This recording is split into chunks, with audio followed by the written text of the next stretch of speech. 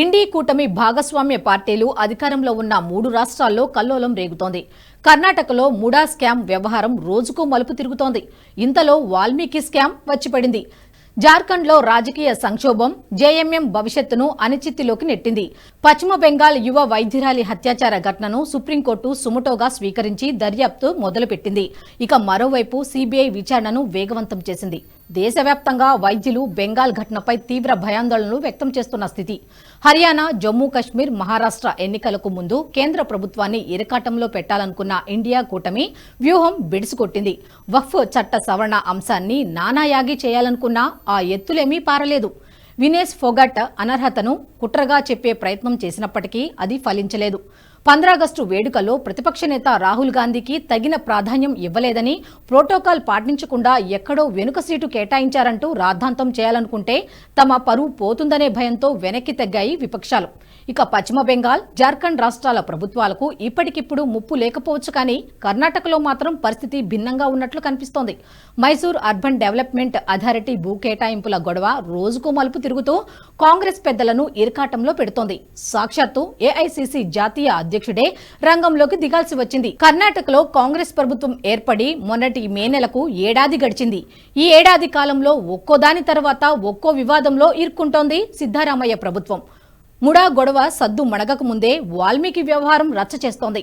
వాల్మీకి కుంభకోణంలో తెలంగాణ కాంగ్రెస్ నేతల పాత్ర ఉందనే ప్రచారం ఉధృతం కావడంతో కాంగ్రెస్ నేతలు తలలు పట్టుకుంటున్నారు. వరుస స్కామ్ల ఆరోపణలు కర్ణాటక సీఎం సిద్ధరామయ్య సర్కార్ మేడకు చుట్టుకుంటున్నాయి. దీంతో కాంగ్రెస్ సర్కారు అడకత్తెరలో పడింది. ఇప్పటికే ముడా, వాల్మీకి కుంభకోణం సెగలు ముఖ్యమంత్రి పీఠాన్ని కదిలించే స్థాయికి వెళ్లాయి. ఇప్పుడు ఏఐసీసీ అధ్యక్షులు ఖర్గేకి చెందిన ట్రస్టుకు సర్కారు అప్పనంగా భూములు కేటాయించిందన్న వివాదం చిలికి గాలివానలా మారుతోంది. దీంతో ఏ నిమిషానికి ఏం జరుగుతుందోననే టెన్షన్ వెంటాడుతోంది. ఈ అవినీతి ఆరోపణలు సీఎం సిద్ధరామయ్య సీటుకు ఎసరు పెట్టేలానే ఉన్నాయి. బీఆర్ఎస్ వర్కింగ్ ప్రెసిడెంట్ కేటీఆర్ సైతం వాల్మీకి కుంభకోణంపై ఎక్స్ వేదికగా ఆరోపణలకు దిగడంతో కాంగ్రెస్ నేతలు ఇరకాటంలో పడ్డారు. ఇక మరోవైపు వాల్మీకి వ్యవహారంలో కర్ణాటక మంత్రి బి నాగేంద్రప్ప ఇప్పటికే రాజీనామా చేశారు. కర్ణాటక మహర్షి వాల్మీకి షెడ్యూల్డ్ ట్రైబ్ కార్పొరేషన్ లో 187 కోట్ల కుంభకోణం జరిగినట్టు సిద్ధరామయ్య ప్రభుత్వం ఆరోపణలను ఎదుర్కొంటోంది. ఇందులో 88 కోట్ల అక్రమంగా దారి మళ్లించినట్లు ఆరోపణలు కూడా ఉన్నాయి. Valmiki corporation accounts superintendent Chandrasekaran P ఆత్మహత్య చేసుకోవడంతో ఈ కుంభకోణం వెలుగు చూసింది. నిధుల వ్యవహారం, కార్పొరేషన్ పాత్ర, బ్యాంకు అధికారుల ప్రమేయంపై చంద్రశేఖర్ తన సూసైడ్ నోట్లో వివరంగా రాశారు. దీంతో కేసులో బలమైన సాక్ష్యం లభించింది. వాల్మీకి కార్పొరేషన్ కు చెందిన 187.33 కోట్లు వివిధ అకౌంట్లలో ఉంచారు. ఇందులో 40 కోట్లు ప్రభుత్వ ట్రెజరీలో ఉన్నాయి. ఈ మొత్తాన్ని ఎంజీ రోడ్డులోని యూనియన్ బ్యాంక్ ఆఫ్ ఇండియా బ్రాంచ్కు మళ్లించారు. మొత్తం 187.33 కోట్లలో 88.63 కోట్లు తెలంగాణలోని 217 బ్యాంకు అకౌంట్లకు అక్రమంగా మళ్లించారు.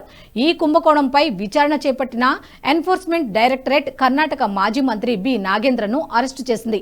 ఈ కుంభకోణంలో ప్రధాన నిందితుడిగా ఉన్న సత్యనారాయణ వర్మ నుంచి అధికారులు కీలక సమాచారం రాబట్టారు. 94 కోట్ల కుంభకోణంలో ప్రధాన నిందితుడైన సత్యనారాయణ హైదరాబాద్ కు చెందిన ఒక ఆటోమొబైల్ డీలర్ నుంచి సెకండ్ హ్యాండ్ ల్యాంబోర్గినీ కారును కొనుగోలు చేసినట్లు తేలింది. ఈ కారు విలువ అక్షరాల 3,03,00,000. అయితే ఈ విషయం తెలుసుకున్న పోలీస్ అధికారులు కారును సదరు డీలర్ కు తిరిగి ఇచ్చేసి 3.3 కోట్లను రికవరీ చేసుకున్నారు. విశ్వసనీయ సమాచారం మేరకు సత్యనారాయణ వర్మను అధికారులు జూలై 13వ తేదీన హైదరాబాద్ లో అదుపులోకి తీసుకున్నారని తెలుస్తోంది. ఆయన నుంచి కుంభకోణానికి సంబంధించిన 8,20,00,000ను సీజ్ చేసినట్లు సమాచారం. ఆ తర్వాత జరిగిన విచారణలో భాగంగానే 3,30,00,000 విలువ చేసే ల్యాంబోర్గినీ కారును వ్యవహారం వెలుగులోకి వచ్చింది. మరోపక్క కర్ణాటకలోని వాల్మీకి కార్పొరేషన్ లో వెలుగు చూసిన 187 కోట్ల రూపాయల స్కామ్ ఆరోపణలు సీఎం మెడకే చుట్టుకున్నాయి. దీంతో ఈడీ, సీబీఐ, సిట్ అధికారులు రాష్ట్ర వ్యాప్తంగా సోదాలు నిర్వహించారు. ఇదే సమయంలో కార్పొరేషన్ సూపరింటెండెంట్ చంద్రశేఖరన్ ఆత్మహత్యకు పాల్పడటం పెనుదుమారానికి తెరలేపింది. విపక్షాల ఒత్తిడితో సీఎం సిద్ధరామయ్య విచారణకు సిట్ ను ఏర్పాటు చేశారు.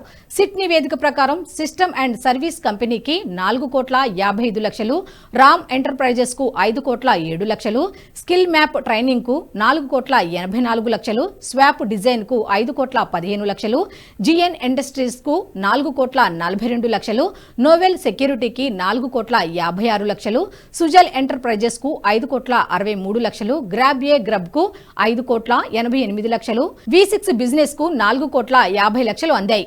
సిట్ రెండో ఛార్జిషీట్లో ప్రధాన నిందితుల పేర్లు గాయబ్ వాల్మీకి స్కామ్ విచారణ పక్కదారి పడుతున్నట్లు ప్రతిపక్షాలు ఆరోపిస్తున్నాయి. ప్రభుత్వం ఏర్పాటు చేసిన సిట్ రెండో ఛార్జిషీట్లో కుంభకోణంలో ప్రధాన నిందితులైన Valmiki corporation chairman Basanagouda Daddal, bank ప్రధాన అధికారి పేర్లు కనిపించకపోవడం ఈ అనుమానాలకు తావిస్తోందంటున్నాయి విపక్ష పార్టీలు.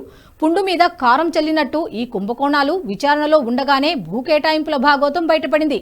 కర్ణాటక రాష్ట్ర రాజధాని బెంగళూరుకు సమీపంలోని హైటెక్ డిఫెన్స్ ఏరోస్పేస్ పార్కులో కర్ణాటక ఇండస్ట్రియల్ ఏరియా డెవలప్మెంట్ బోర్డుకు సంబంధించిన 5 ఎకరాల భూమిని ఖర్గే కుటుంబానికి కేటాయించారనే ఆరోపణలు కూడా వచ్చాయి. ఆ వ్యవహారం కర్ణాటక రాజకీయాల్లో మరో కలకలం సృష్టిస్తోంది. కేఐఏడీబీకి చెందిన దాదాపు 50 ఎకరాల్లో మల్లికార్జున ఖర్గే ట్రస్టుకు 5 ఎకరాలు ప్రభుత్వం కేటాయించిందనేది బీజేపీ ప్రధాన ఆరోపణ.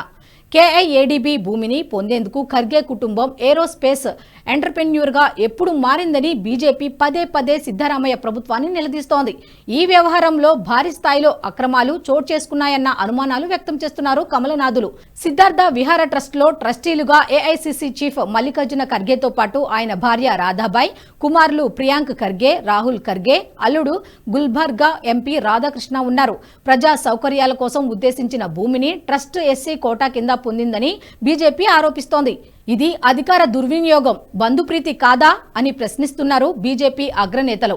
ఈ ఏడాది మార్చిలో జరిగిన ఈ అక్రమ కేటాయింపుపై వెంటనే విచారణ జరపాలనే డిమాండ్ తీవ్రమవుతోంది. అయితే ఈ కుంభకోణాలు వెలుగు చూడటానికి కారణం కాంగ్రెస్ అంతర్గత విభేదాలే అనేది మరో వాదన. సిద్ధరామయ్య, డీకే శివకుమార్ మధ్య ముఖ్యమంత్రి కుర్చీపై పరస్పరం కొనసాగుతున్న పోటీయే అంటున్నారు. సిద్ధరామయ్య పదవి వీడటానికి వీలైనంత అప్రదిష్ట తేవడంలో భాగంగానే కుంభకోణాలు బయటపెడుతున్నట్టు చేస్తున్న వాదనలకు వరుస ఆరోపణలు బలం చేకూరుస్తున్నాయి.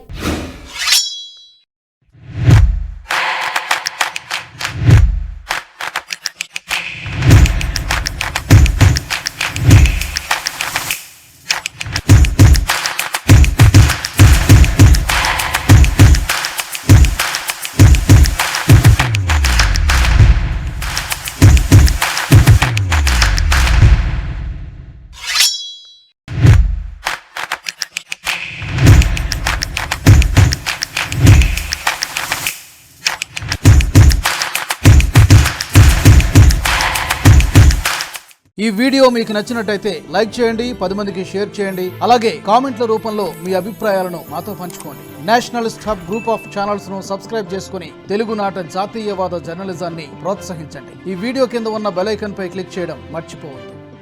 ఈ వీడియో మీకు నచ్చినట్టయితే లైక్ చేయండి, 10 మందికి షేర్ చేయండి. అలాగే కామెంట్ల రూపంలో మీ అభిప్రాయాలను మాతో పంచుకోండి. Nationalist hub group of channels ను సబ్స్క్రైబ్ చేసుకుని తెలుగునాట జాతీయవాద జర్నలిజాన్ని ప్రోత్సహించండి. ఈ వీడియో కింద ఉన్న బెల్ ఐకాన్ పై క్లిక్ చేయడం మర్చిపోవద్దు.